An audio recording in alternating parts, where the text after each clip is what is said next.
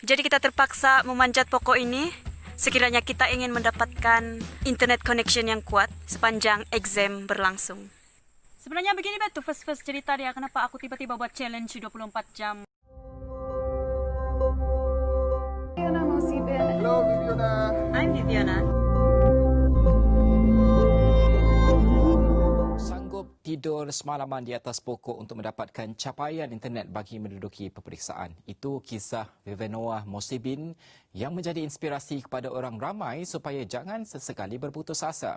Namun bagi pelajar lain di kawasan luar bandar yang masih perlu teruskan dengan pembelajaran dalam talian, bagaimana pula nasib mereka? Hai, Assalamualaikum warahmatullahi wabarakatuh. Welcome to week 8.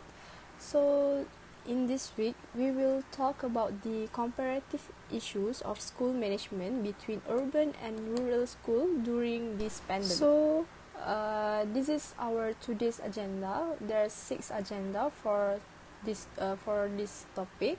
The first one is introduction. The second one is facilities in urban and rural school area. The third one is time management, and the fourth one is teaching and learning process. The fifth one is attitude, the readiness to change, and the last one is conclusion. Before we start, I would like to introduce our group members, and the first one is Nur Alia Yohanis binti Akhiruddin as the first presenter. The second one is Siti Nurul Fatihah binti Muhammad Anwar as the second presenter.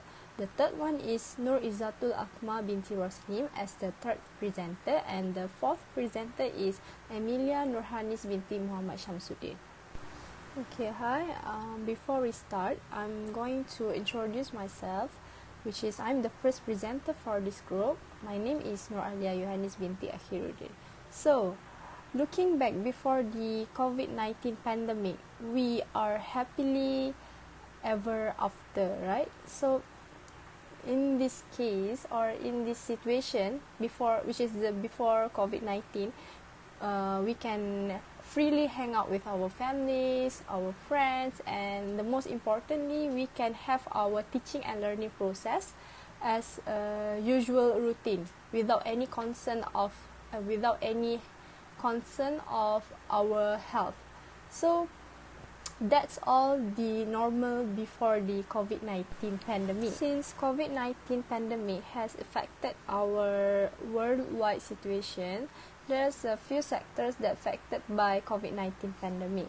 The first sector is learning and education. The second one is economics and business sectors. The third is health and wellness sectors. The fourth is spirituality and religion sectors. The fifth one is science and technology sectors, and the last one is infrastructure and resources sectors. So since we are in the education lane, so let's dig deeper and how education has affected COVID-19 pandemic. It's the largest disruption of global education systems in history. When the pandemic first hit, around 1.5 billion students around the world were sent home as schools closed their doors. Some have since reopened, but class isn't in session for half of the world's school children. The lucky ones were able to pursue their studies online. But for many, even in developed countries, that's not an option. The world was already struggling to come to grips with educational inequality. Now, the United Nations warns the COVID crisis is making it worse, disproportionately affecting the most vulnerable and threatening to wipe out decades of progress for this generation and possibly beyond. Okay, so we already watched the video previously, which is how coronavirus lockdowns disrupted the education system in worldwide. So I'm here to tell you what is the facilities issues faced by the urban and rural schools areas. So there's 4 facilities issues that faced by school basically during this pandemic.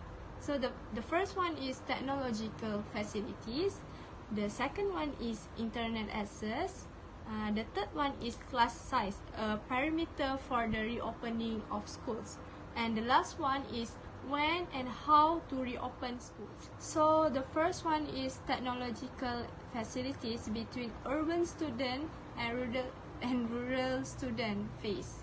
So basically in technological facilities, students from less privileged backgrounds in particular will suffer more than students that have the privileged background for these technological facilities. Despite the teaching and learning cooperating in technology-based online learning platforms to enabling education, their effort is unavailing for rural areas, as many households, which is as a parents, are still unelectrified and does not have the preparedness for digital learning, is rather than poor. So basically their challenge include the lack of resources such as computer to work, photocopy machine, internet access, and a quiet space to study. Okay, this condition or this situation basically refers to rural student, the technological facilities that faced by the rural students, and as many can no longer attend the traditional lectures or utilize the facilities in their schools, they may be tempted, at least those who can afford to do so, to purchase such as laptops and subscribe to a better internet package to minimize disruption. So basically this statement that I told you, basically this is the situation where urban student can afford. So the highlighted one is basically they can purchase laptops and subscribe to a better package of internet to minimize the disruption. Okay, hence should online learning last for a longer period, the less privileged students will likely to suffer longer because of the many of the impurities faced by the rural student. Even that there might be areas where there is internet connectivity in rural areas, but it is quite hard for parents who is often to have a little education to help their children use technology as a learning medium. So move to the second point, which is internet access between urban student and also rural student. So as we know that nowadays education have adopted to online learning is relatively manageable for students in urban areas, as their connectivity is far better than in rural areas. So basically in fact the functional internet connectivity is still far cry in many rural areas. Even if students and lecturers can get past the technical difficulties, one cannot assume that all tertiary students enjoy unlimited internet access or possess laptops or desktop that allow them to online classes freely. So the internet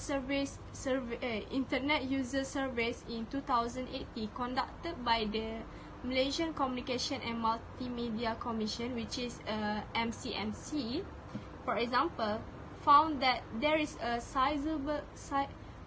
a big sizable disparity between urban and also rural internet users. The coverage and speed of internet also vary depending on one's budget and location. So hence it is likely that some tertiary students, especially those who reside in rural areas, do not enjoy internet access or sufficient good internet access. The way most of their peers who live in urban areas.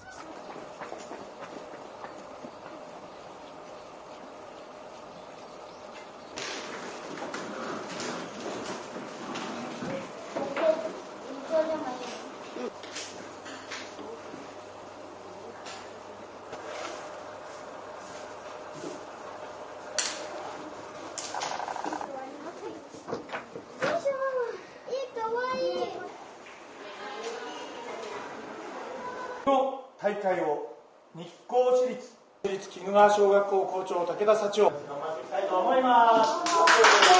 無駄なことだ。辛いだけで役に立たない。少しいけ。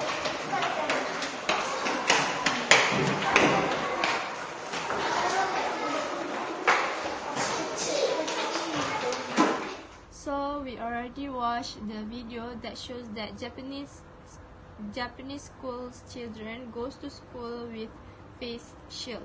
So we move to the third point, which is class size, a critical parameter for the reopening of schools between urban school and also rural school. So as Ministry Health says that social distancing has proven to be one of the most effective measures to prevent the spread of COVID-19. So because of this COVID-19 pandemic, urban schools have taken a step to ensuring a minimum safety distance between pupils and staff will depend on many factors such as classroom size, room availability, and the number of students per class.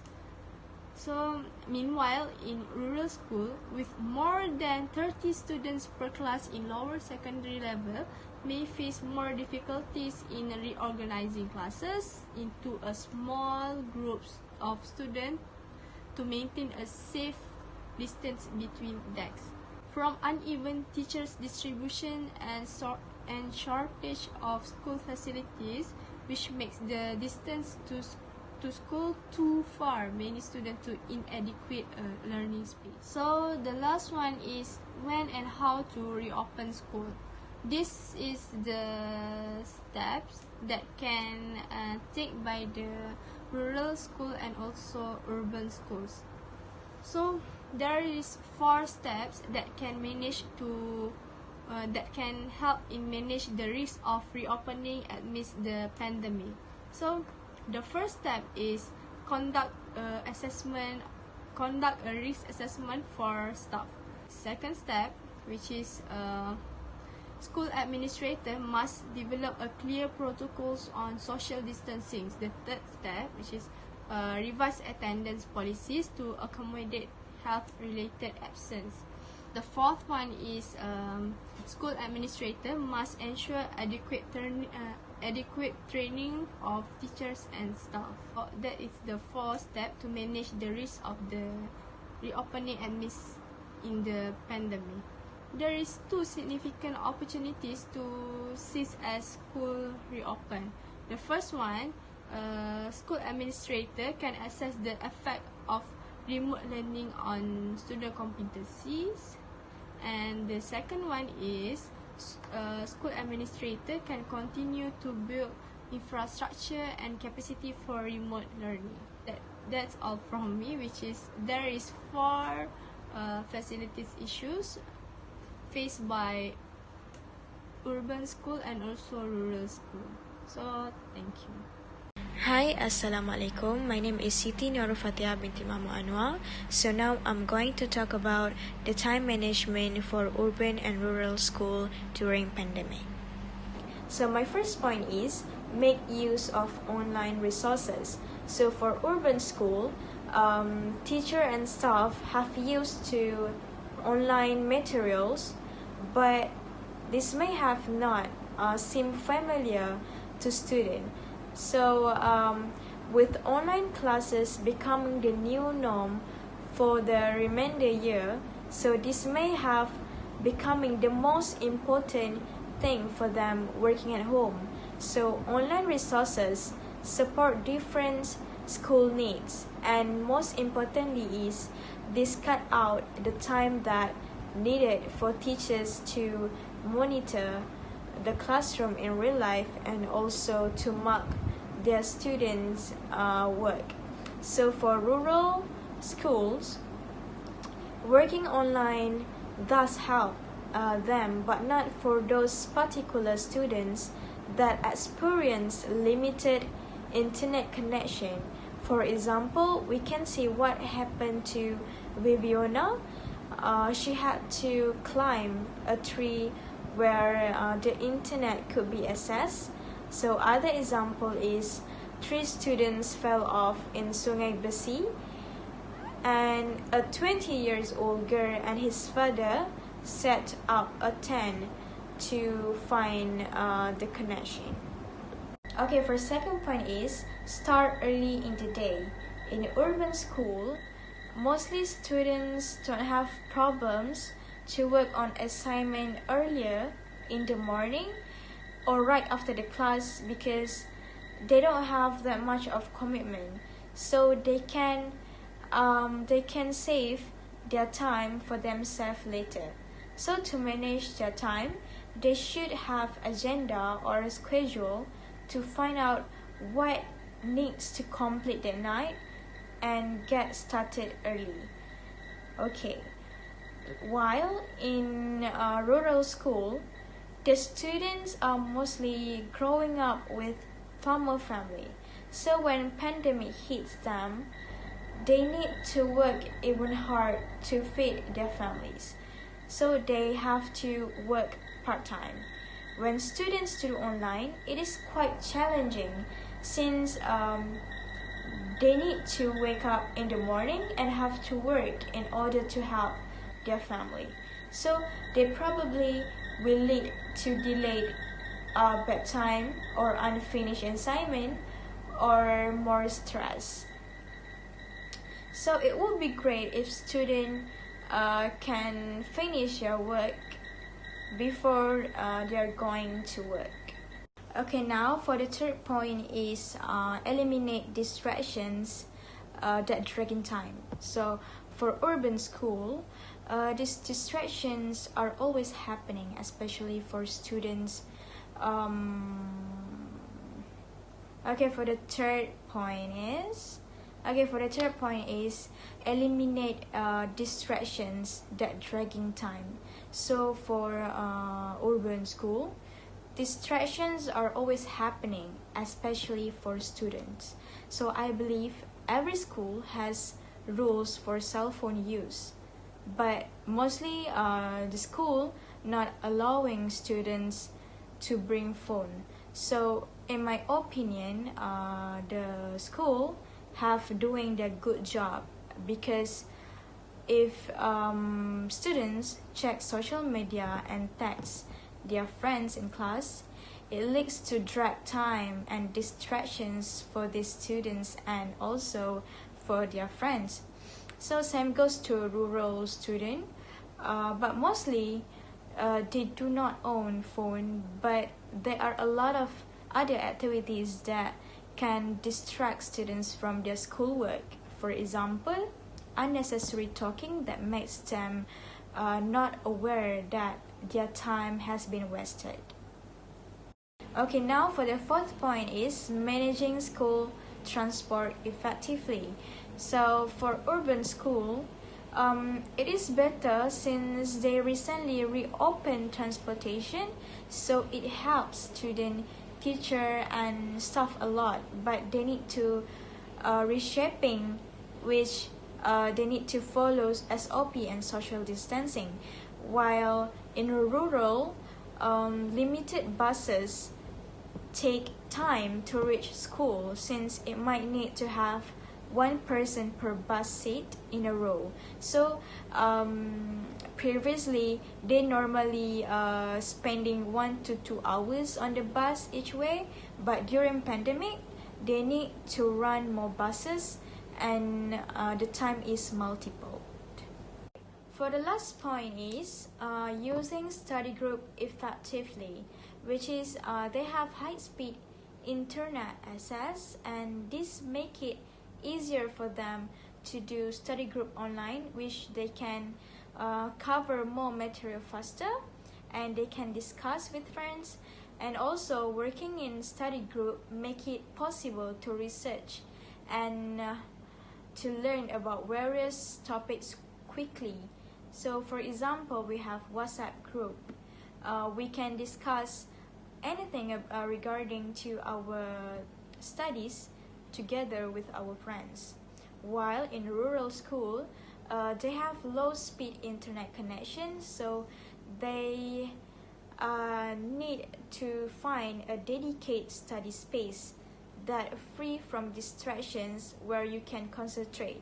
For example, they can go to closest library and look for online resources there, or also they can use or they can check the WhatsApp group when they have internet connections in library.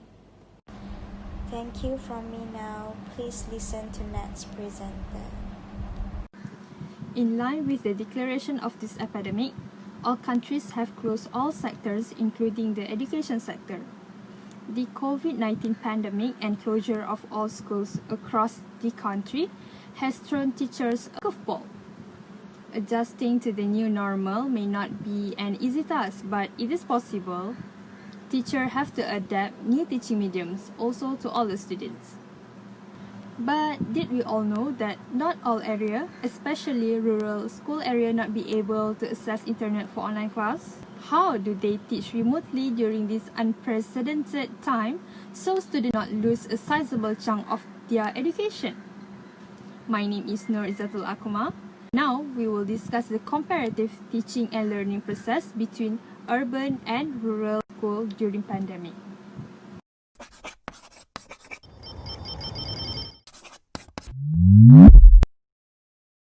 Let's focus on urban area school first. The education sector is one that has been most impacted by the pandemic. To overcome this, the education sector in Malaysia has opted for the approach of online learning, or we call it as e-learning, with technology and devices as a mediator of communication to replace face-to-face learning. This is currently the most popular alternative solution to contain the spread of COVID-19.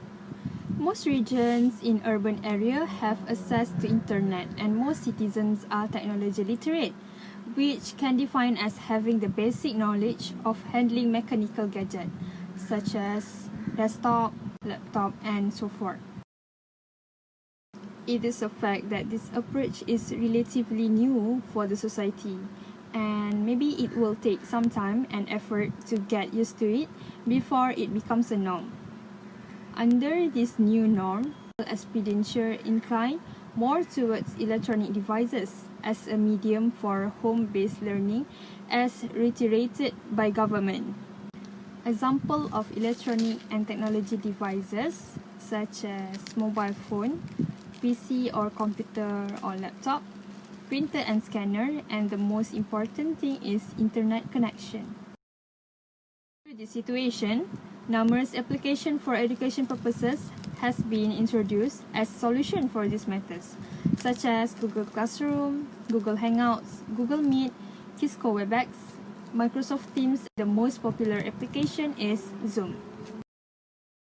Now, let's move on to the most challenges, which is rural area school.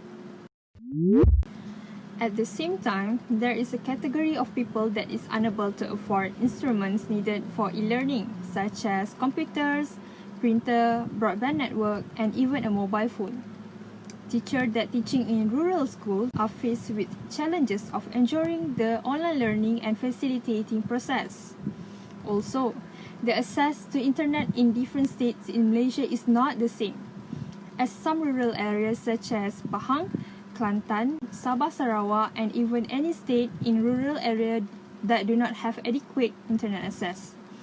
There are few logic reasons such as the low internet connection, the low technology literacy, and the inaccessible location, especially for those living on island and plantation. So how they get equal education like urban school students? Regarding this problem, I have interviewed one of the teacher who teach in rural area at Perak State.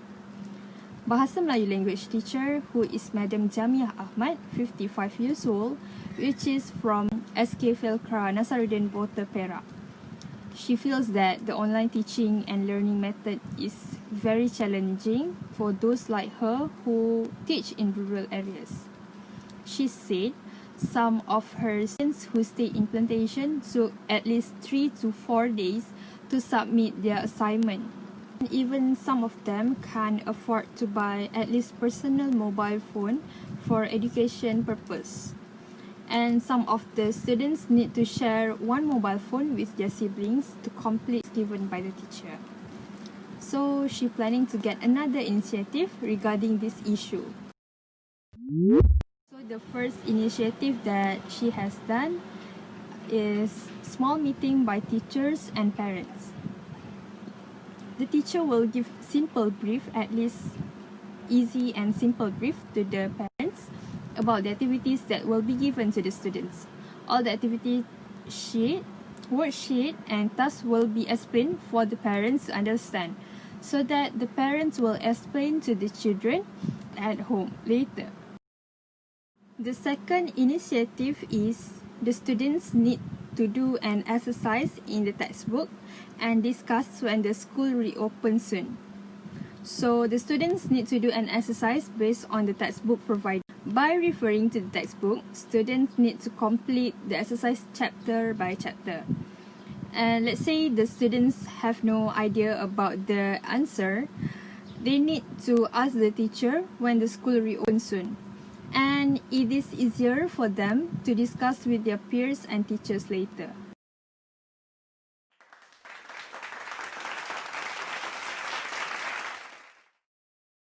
And finally, in June 24, school has reopened. In Malaysia, school has reopened in phases. The instruction is by our Education Minister, Muhammad Razi Majidi.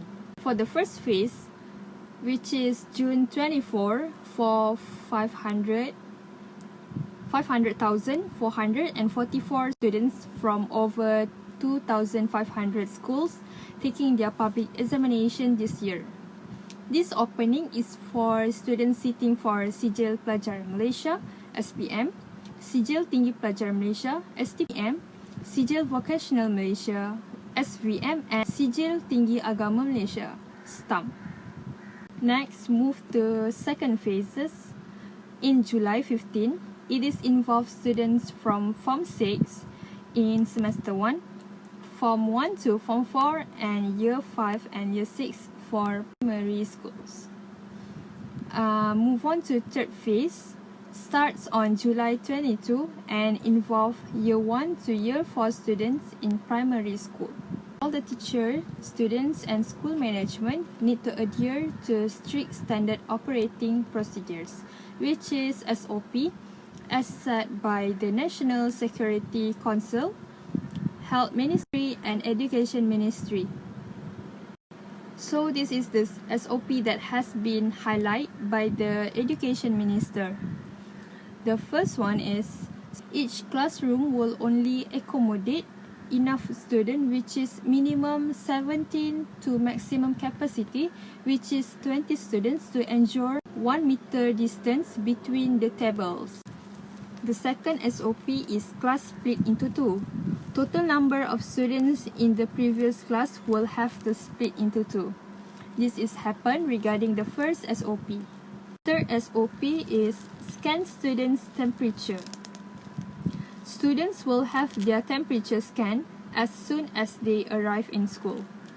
This is to prevent and to aware the student health condition.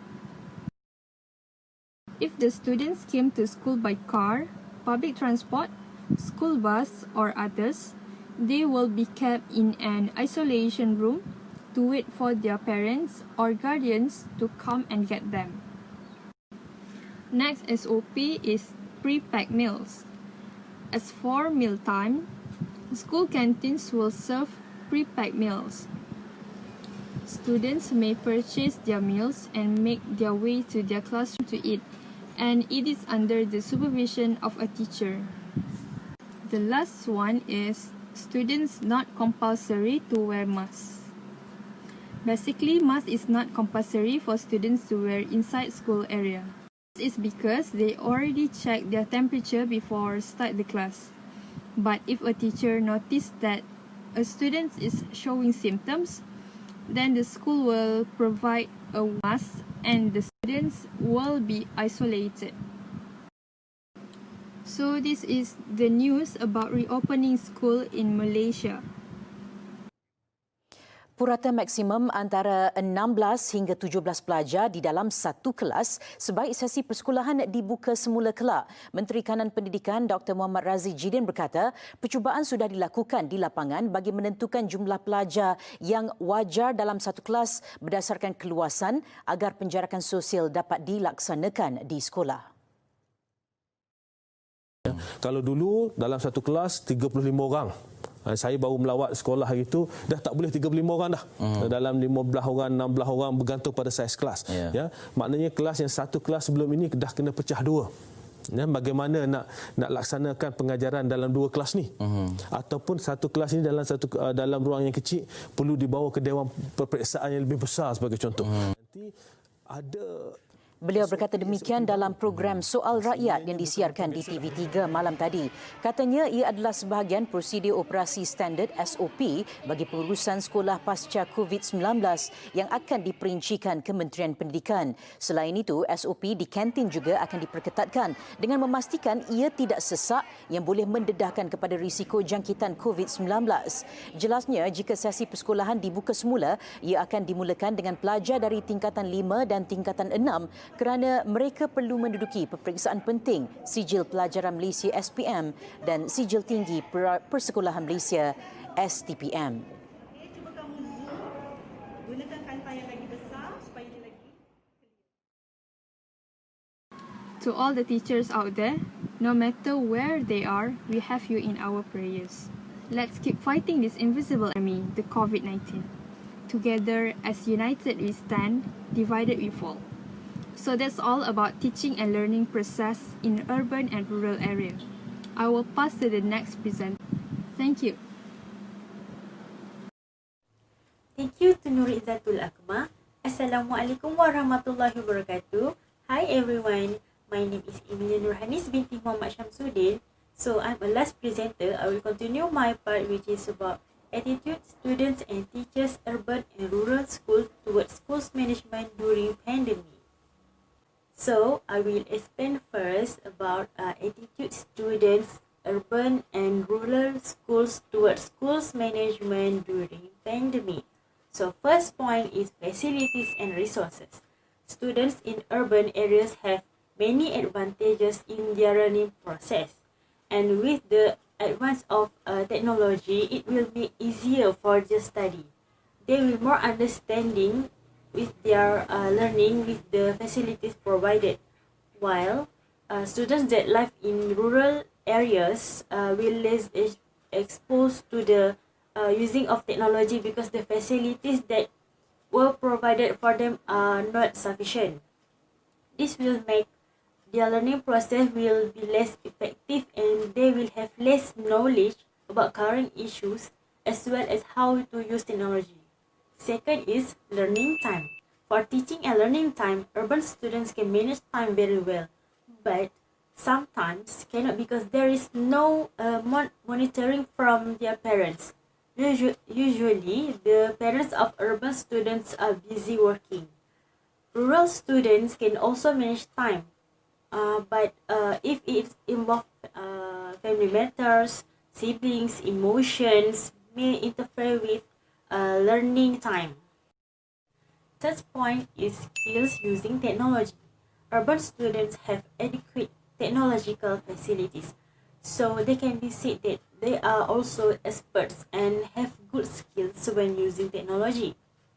While some rural students have the skills to use technology such as knowing how to connect the internet to a laptop or mobile phone, how to use a fax or printers and others.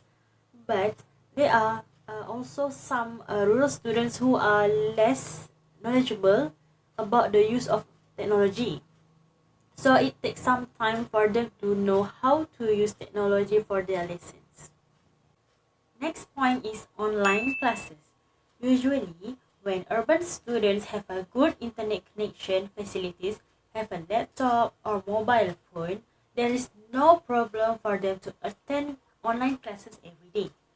But for rural students, there may be some who need help to get a laptop or mobile phone and good internet connection so that they can attend online classes every day.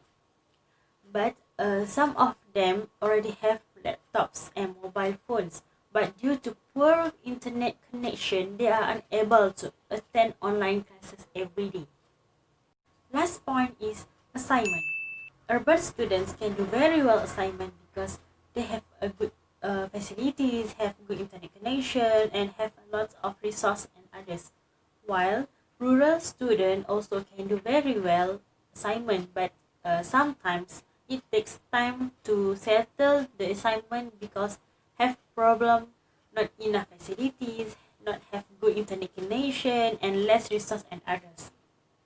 Next, I will explain about attitudes teachers urban and rural schools towards schools management during pandemic. First point is facilities and resource. Urban teachers have consistent access to the internet and computers.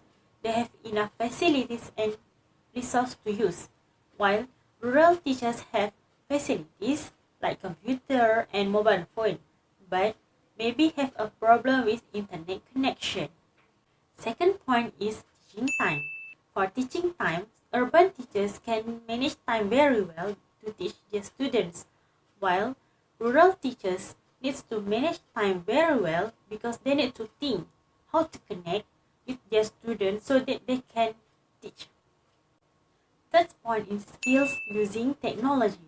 Urban teachers are experts and have a good skills when using technology, while rural teachers also have the skills to use technology, such as knowing how to connect internet to a laptop or mobile phone, how to use a fax or printers and others. But the teachers cannot only focus on the technology. They need to think another way to always connect with their students because they teach at rural areas. Next is online classes. The urban teachers maybe don't have any problems when to do online classes because they have enough facilities and resources. So the student can attend online classes that do on Google Meet, for example. While the rural teachers have problems if want to do online classes because some of their students maybe cannot attend online classes because not enough facilities like laptop or phone, internet connection, or environment. Last point is assignment. Urban teachers don't have any problem because they can give homework through online, but rural teachers have to think of others way, such as driving a few miles through the forest or the river in order to give homework to students who live in rural areas. Rural teachers do so because they do not want their students to miss lessons. That's all from me and my group members. Thank you for lending me your ears. I hope this presentation can gain your knowledge. Assalamualaikum warahmatullahi wabarakatuh.